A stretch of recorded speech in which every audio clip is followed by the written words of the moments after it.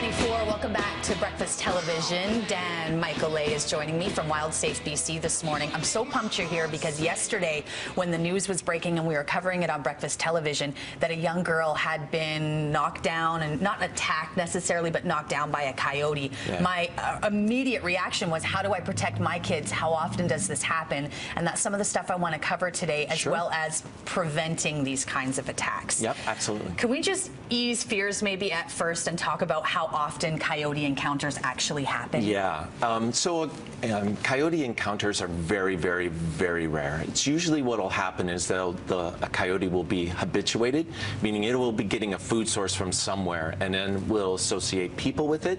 So to reduce those kinds of encounters, the best thing you could do is just keep attractants away.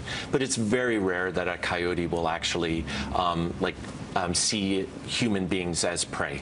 So let's talk about then the unlikely thing happens. You're at a park, you're in the backyard or in the forest, you've got your child with you or maybe your dog. Yeah. What do you do if you have an encounter with a coyote? So if you see a coyote and you're with a child, and if it's a small child, what you want to do is just pick up your child and then yell. Be very loud and yell and scare the coyote away.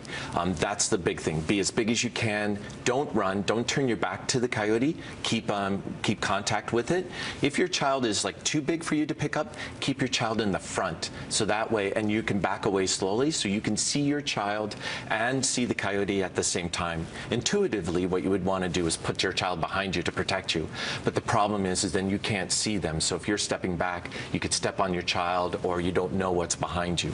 It's so important to hear these stories, because as a parent, I've got Ozzy, he's 5, Violet is 8, and I always want to make sure that I educate myself so that in the moment, in a panic situation, when I normally I lose it, I'm not very good in emergency situations. If you get this information into your head now, you'll possibly remember. Exactly. Can we get to the prevention side of things as well?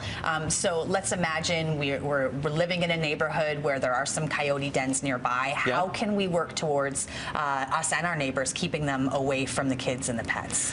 Yeah, so the best thing to do is to remove the attractants. So to keep wildlife wild and community safe, what you can do is remove things like, make sure your garbage is secure. Don't leave put like food scraps in there and then close the lid. That's an easy access for the coyotes to come in. Oops, I do that. Yeah. And then things that would also attract things like squirrels and rats. So a number one thing is like bird feeders. You only really need to put the bird feeder out when there's snow on the ground. Having it in the spring, having it in the fall, and in our summertime, you don't need it. There's plenty of food for the birds. So by having the rats there and the squirrels, that's then the food source for the coyote. The other thing is that they'll actually eat fruit. So berry season's coming out. So if you have fruit trees or blueberry bushes, pick your fruit.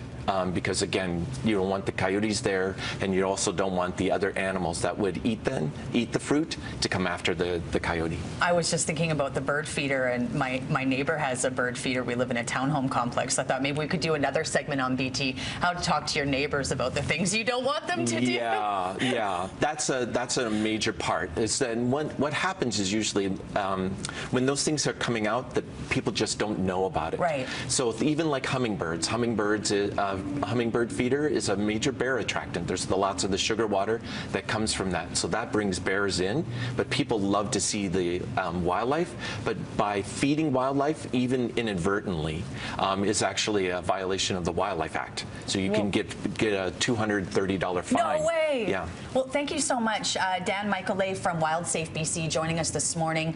Make sure you remember all these tips if you have the unlikely situation where a coyote encounter happens with you and your kids. More Breakfast Television coming up after this.